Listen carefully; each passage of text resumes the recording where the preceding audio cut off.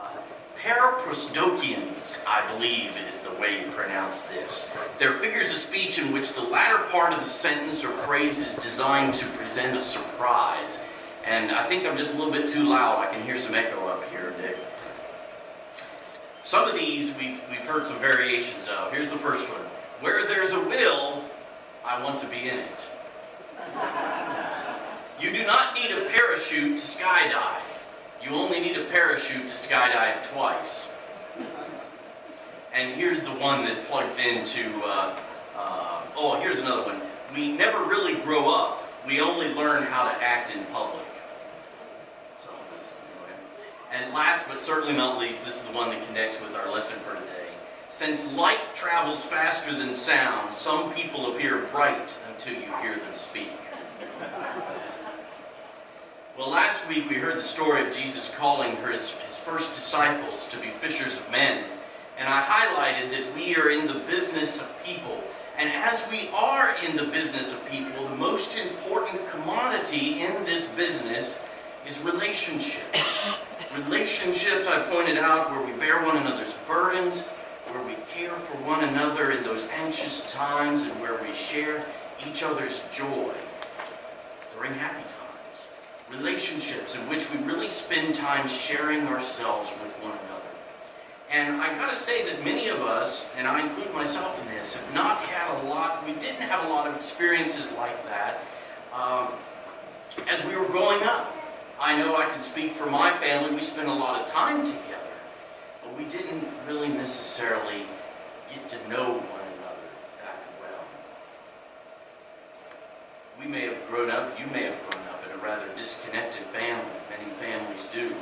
And it brings to mind for me a song that I think is very haunting. It's a song that was made famous here several years ago by a very popular singer called The Greatest Man I Never Knew. We're going to listen to that song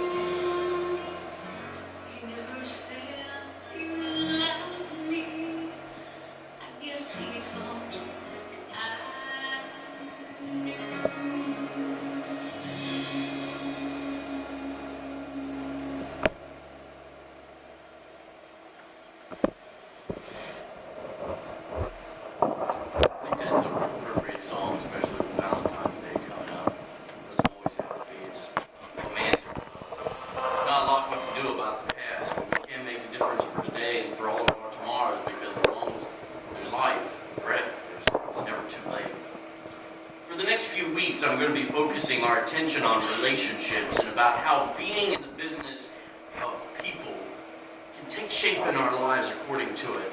It's a reminder that I think we've always needed, but I believe maybe in our culture today we've never needed it more. And I say that because with the instant and easy, convenient access to people just anywhere through Facebook or texting and Skype, we can start believing that we don't need the neighbor who's just next door or right down the street or down the pew. And to help us focus on this will be selected verses from Jesus' Sermon on the Mount. This collection of teachings is, to me, one of the most inspiring pieces of all of the gospel for me, and I challenge you to try to be a regular visitor to its pages and not experience a big change in your own life. Today we hear Jesus offering us two profound and humbling commissions. We are, as his disciples, he says, salt and light. And I'm sure you already know this, but I want to point out that salt and light, we know, don't exist for themselves, do they? They only fulfill their purpose when they're used, when they're poured out. We are the tastiness, Jesus says, that adds seasoning to those lives around us. Or, he says, maybe we're not. But for us as his people, not to be saltiness to the world around us is just about as impossible, he says, for salt to lose its flavor. Impossible. And our tastiness makes a huge difference for those who are looking for some seasoning in their life. They're looking to see the sort of life that we live. And needless to say, we have to be out there being seen for that to take place. I remember hearing Alistair Begg, who's a pastor in Cleveland, talk about two types of bodybuilders several years ago. And he put it this way, there's the bodybuilders that go into the weight training room, and they're pressing their weight and all this stuff to build up their body. Why? So they can look good for the ladies, right? So they can look good for the mirror. That's all it is for them. But then there's the other bodybuilder who's doing that weight training, who's doing the leg presses and all that stuff for training, for a big event. Maybe it's the football game.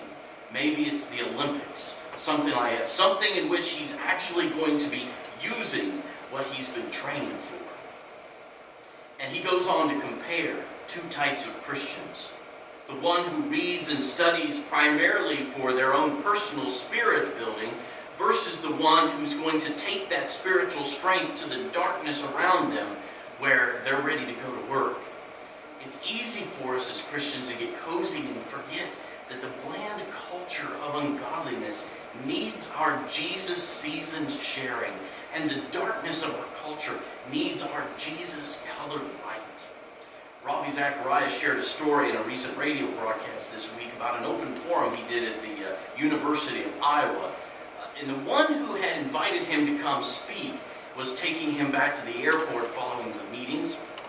And along with inviting Ravi to come speak, he had invited his neighbor to come. Now, his neighbor was not much interested in church. In fact, she just hated church, despised it. She was a doctor. But after the several meetings in which she did respond to that invitation by coming, on their way home, their neighbor asked her, "You've been really quiet, all this time. Tell me, what did you think of these meetings?" And there was silence for a few moments, and then finally she said, "Unbelievable, powerful. It was quite awesome. Never heard anything like it." She primarily had come because, it was the university. And she summed up her thoughts by saying this, "I have only one question. What's he like in his private life?" Jesus says if we lose our salt as our seasoning, we're good for nothing. And sadly, there's a trend in our society for people today to be so self-centered to the degree that we don't concern ourselves for others. It's like a cultural value. Self-sufficiency is seen by some to be a great virtue. And in that setting, others can simply become nothing more than means to an end, instruments to use to achieve something that I need. And we know those who are out there. Don't we know those we've met? You only hear from them when they need something, right? And they call you up and they just pretending to be your best friend, right? Said, "Oh, how things going? Hey, I need this." And then once they've gotten from you what they need, when do you hear from them again? the next time, right? The next time they need something. And sadly, it's not uncommon among people who attend church, who tithe, who call themselves Christian. But by contrast, our commission is, as Eugene Peterson puts these verses in his Message translation of the scripture, he says, keep open house. Be generous with your lives. By opening up to others, you'll prompt people to open up with God, this generous Father in heaven. I saw an article in Decision Magazine just this past week about point guard Stephen Curry. Anybody ever follow him?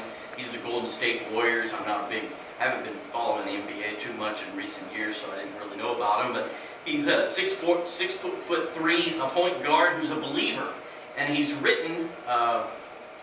wrote, "I've been put here for a specific purpose, to be a witness and to share my testimony." And if you want to see him in action, he'll be playing in the All-Star game, which is 1 week from tonight. I guess they're trying to compete with the Olympics.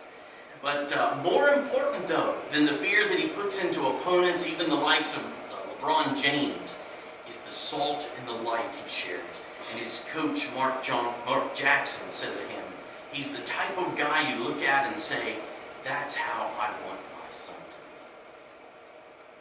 be. You know, we may never, in our lives, have a stage that's big, that is that big, in which to share our light and our salt.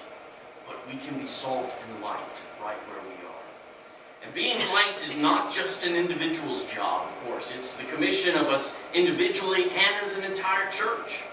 And I want to share with you this morning that I believe that the light of this congregation is shining brightly through the incredible outreach that we offer year after year. I just think it's incredible for the size of church that we are.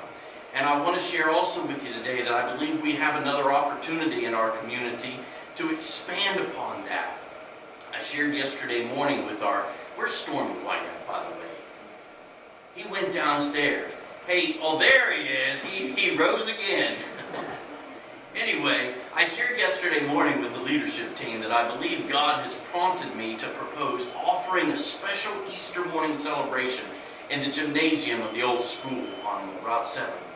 Our target for that, of course, would be those who are intrigued about doing something religious on Easter morning, but who aren't so inclined to walk into a church of any type. We assume that the people who have, habits of attending church on Sunday will have some commitments, although some may decide to change. Did you happen to see in the newspaper, I think it was just this past week, about the funeral home who was opening up a showroom in their local mall? They feel that they want to do this in order to go to the place where the people are more willing to step into, view what they have to offer. People aren't so willing to go into a funeral home until we absolutely have to, right?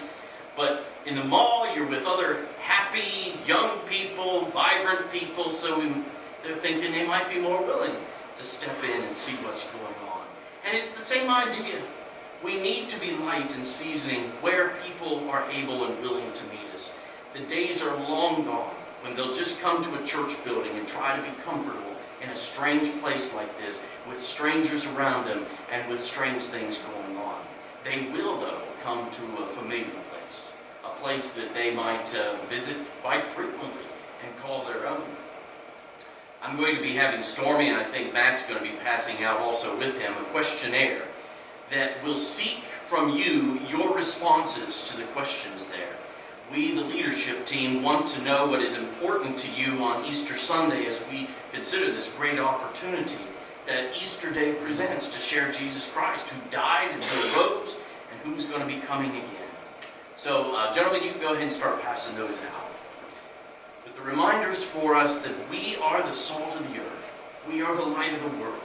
So let's share our saltiness. Let's give light to this darkness, not just in theory, but in the nitty-gritty of everyday life with those around us. Amen.